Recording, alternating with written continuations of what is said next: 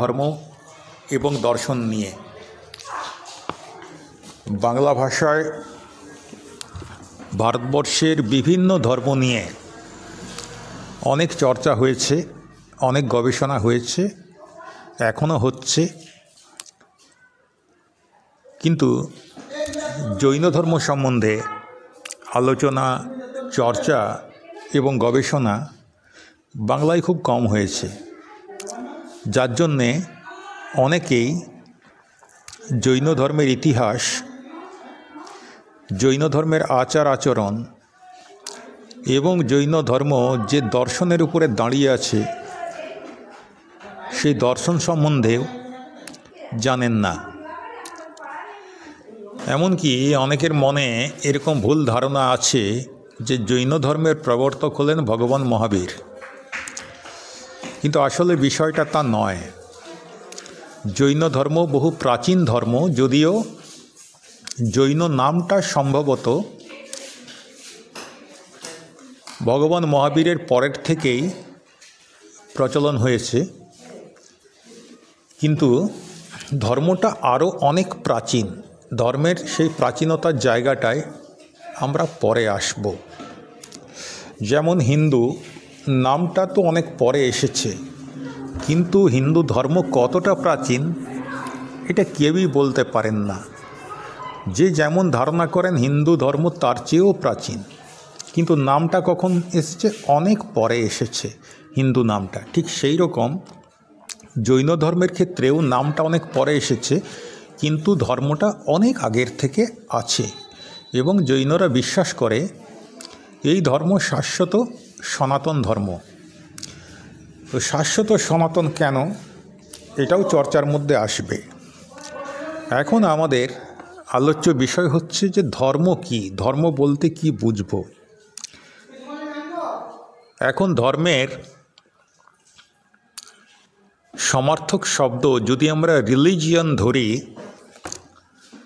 তাহলে আমরা দেখতে পাই রিলিজিয়ান শব্দটা দুটো শব্দ নিয়ে গঠিত হয়েছে, রি এবং লিজের।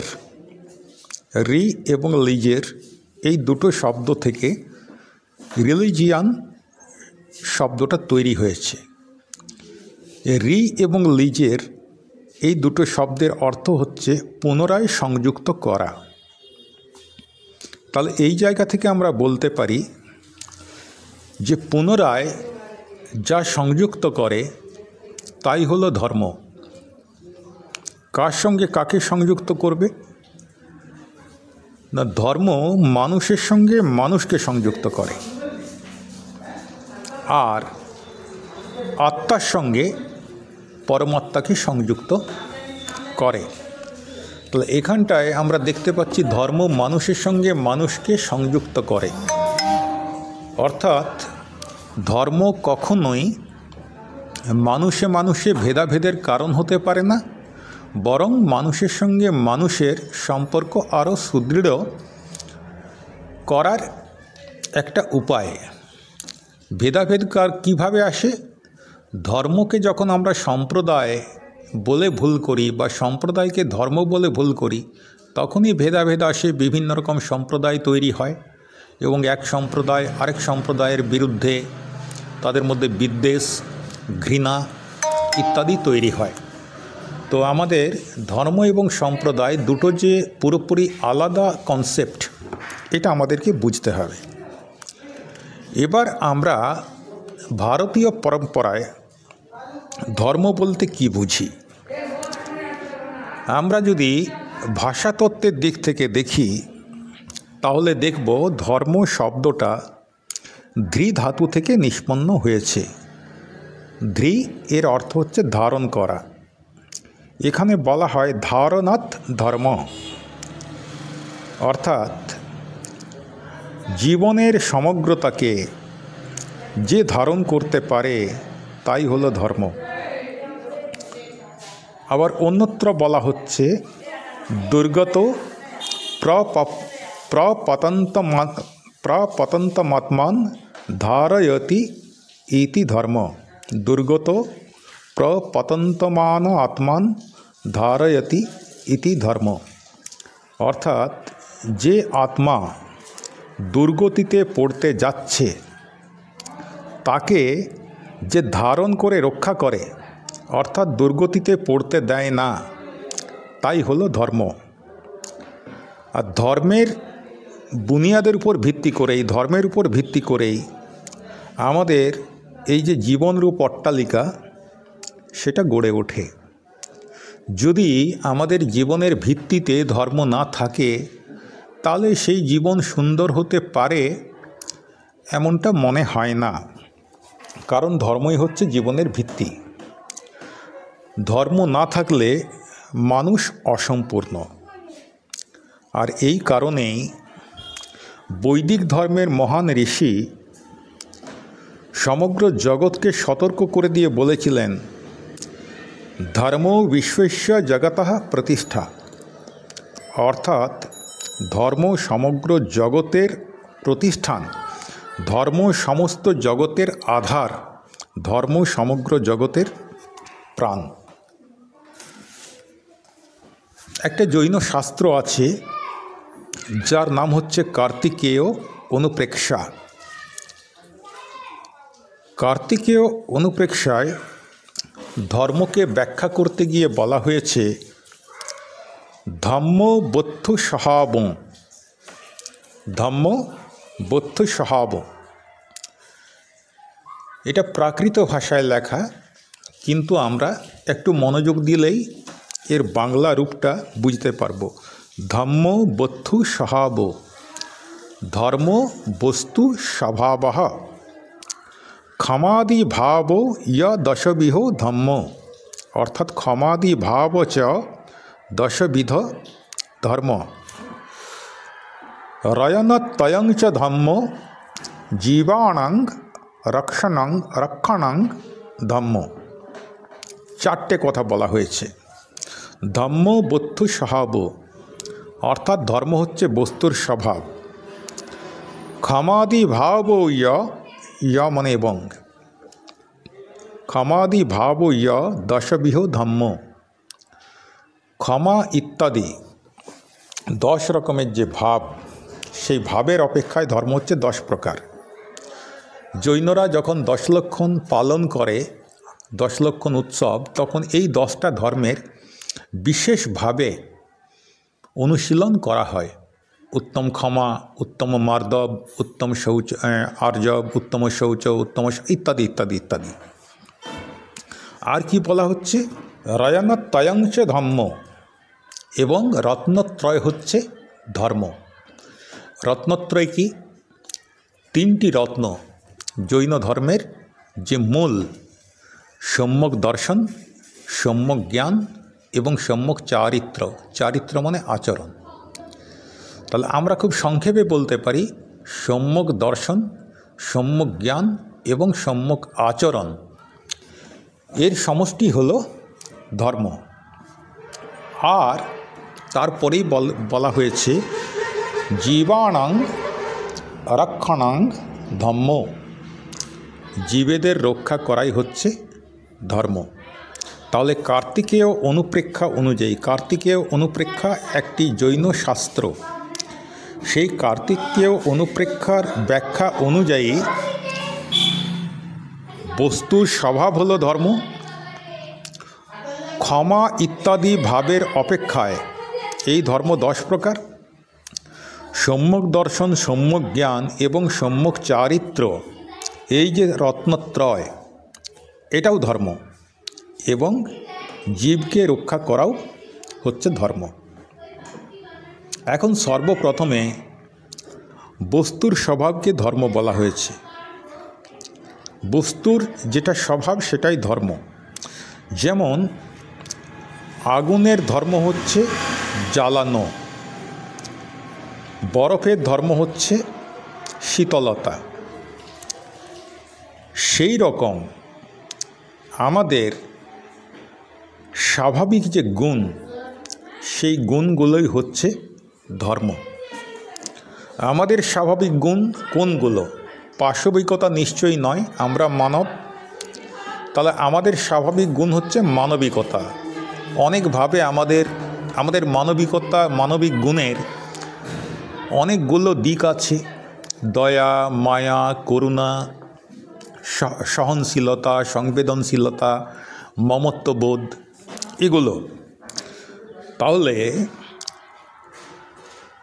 যখন বলা হচ্ছে যে দুঃখী এবং পীড়িত জনের সেবা করা হচ্ছে মানুষের ধর্ম, অথবা গুরুর আজ্ঞা পালন করা শিষ্যের ধর্ম,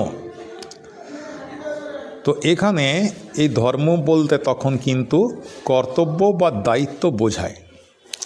বাবা মায়ের সেবা করা আমার ধর্ম, এটা সারা পৃথিবীর কেউ বলতে পারবেন না, কোনো ধর্মগুরু বলতে পারবেন না, কোনো ধর্মগ্রন্থ বলতে পারবেন না যে বাবা মায়ের সেবা করা আমাদের ধর্ম নয়। বাবা মায়ের সেবা করা আমাদের ধর্ম। তো যখন এই প্রসঙ্গে ধর্ম কথাটা বলা হচ্ছে, তখন ধর্মের মানেটা দাঁড়াচ্ছে কর্তব্য বা দায়িত্ব। এরকম যখন আমরা বলি যে আমার ধর্ম জৈন, তার ধর্ম খ্রিশ্চান, ওর ধর্ম অন্য কিছু, তখন আরেকটা বিষয় বেরিয়ে আসে। সেই বিষয়টা কি? তার মানে হচ্ছে যে সেই ব্যক্তি কোনো দিব্য সত্তায় বিশ্বাস করে। যেমন একজন মুসলিম আল্লাহয় বিশ্বাস করেন, একজন খ্রিস্টান গডকে বিশ্বাস করেন। তো এরকম একটা দিব্য সত্তায় বিশ্বাস করেন। আর কি করেন? একটা বিশেষ সিদ্ধান্তে বিশ্বাস করেন। যেমন কোরআনে যা লেখা আছে সেটা একজন মুসলমানের কাছে একদম চরম রূপে বিশ্বাস্য, তাতে অবিশ্বাস করা যাবে না।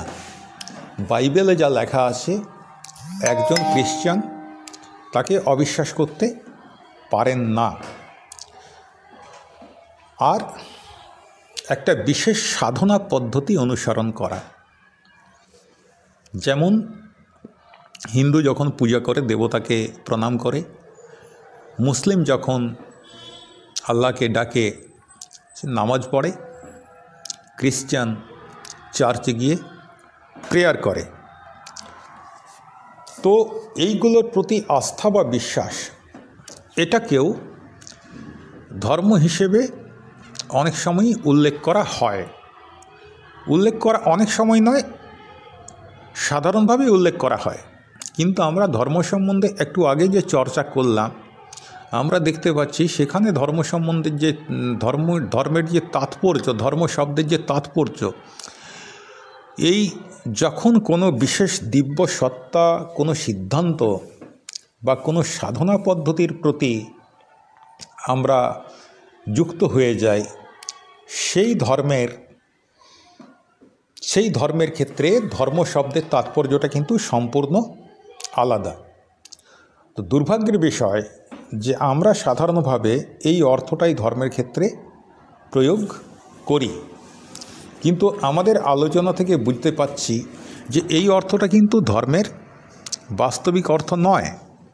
সত্যিকারের ধর্ম সেটা না হিন্দু, না মুসলিম, না খ্রিশ্চান, না জৈন, না বৌদ্ধ। সত্যিকারের ধর্মের কোনো সংজ্ঞা হয় না। যে সংজ্ঞাগুলো দেয়া হয়, যে নামগুলো দেয়া হয়, এগুলো আরোপিত। আসলে ধর্মের প্রকৃত অর্থ হলো যেটা কার্তিকেয় অনুপ্রেক্ষায় আমরা দেখেছি, বস্তু স্বভাব ধম্ম, অর্থাৎ ধর্ম হচ্ছে বস্তুর স্বভাব। প্রত্যেকের জন্যেই তার যে নিজের নিজের গুণ, সেইটাই হচ্ছে তার ধর্ম। দেখো, কাম, ক্রোধ, লোভ, মদ ইত্যাদি যে বিকারগুলো, এগুলো কিন্তু আমাদের স্বভাব নয়, কিন্তু আমাদের আত্মার মধ্যে এরা জুড়ে আছে। এগুলো হচ্ছে বিকার। কাম, ক্রোধ, লোভ, অহংকার, মোহ, মাৎসর্য, এইগুলো বিকার। এগুলো আমাদের স্বভাব নয়, বিভাব। এগুলো থেকে মুক্ত হয়ে নিজের স্বভাবে ফিরে আসা, এটাই হচ্ছে ধর্ম।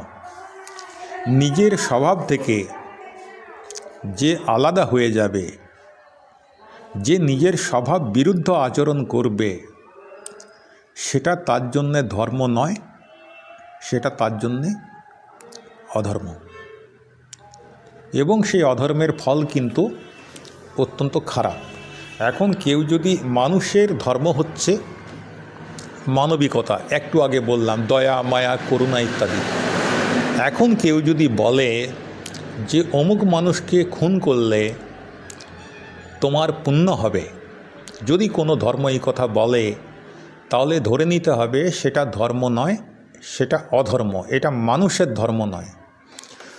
আর যখনই মানুষ তার নিজের ধর্ম ভুলে যাবে, ত্যাগ করবে, তখন কি হবে সেটা গীতায় শ্রীকৃষ্ণ একদম পরিষ্কার করে বলেছেন যে স্বধর্মেই নিধনং শ্রেয়ঃ পরধর্ম ভয়াবহ। স্বধর্মে থেকে তোমার যদি নিধন হয়, সেটাও কাম্য, কাঙ্ক্ষিত, সেটাই ঠিক, কিন্তু অপরের ধর্ম আচরণ করলে তার পরিণতি ভয়াবহ হয়। কেননা সেটা আমাদের স্বভাব নয়, সেটা আমাদের বিভাগ। এইটুকু আমরা ধর্ম সম্বন্ধে প্রাথমিক আলোচনা করলাম। করার পর এরপরে আমরা পরের ভিডিওতে জৈন ধর্মের মধ্যে ঢুকব। এর মধ্যেই একটি জৈন শাস্ত্রের কথা আমি উচ্চারণ করেছি, সেই শাস্ত্রটি আমাদের মনে রাখা দরকার। তার নাম হচ্ছে কার্তিকেয় অনুপ্রেক্ষা।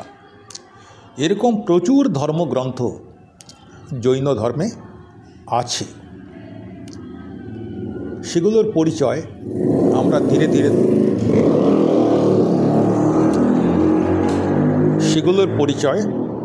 ধীরে ধীরে একে একে পাব।